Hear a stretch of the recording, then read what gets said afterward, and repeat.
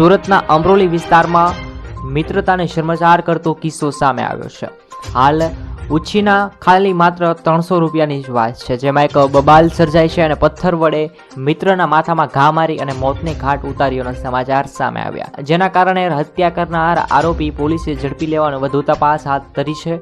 હાલમાં મોઢા અને માથાના ભાગે ઈજા પહોંચાડતા હાલ તેમનું મોત થયું છે। જી હા, સુરતના અમરોલી પોલીસ સ્ટેશનમાં નેતલબેન પવારે ફરિયાદ આપતા જણાવ્યું હતું કે તેના પતિ ગોવિંદસર વિજયસિંહ નિર્મમ હત્યા કરવામાં આવી હતી અને પતિના મિત્રો માનસિક રૂપે સામસિક આડે હાથ ઉછીના આપેલા પૈસા બાબતે આ તમામ ઝઘડો થયો હતો, જ્યારે પથ્થરમારો કરી તેમની હત્યા કરવામાં આવી છે તેવા સમાચાર સામે આવ્યા છે। માત્ર 300 રૂપિયાના લેવણ દેવણ વાતની અંદર આ ઝઘડો થયો હતો તેવા સમાચાર મળ્યા છે। આ સમાચાર વિશે શું કહેશો તમે? જરૂરથી કોમેન્ટમાં જણાવો।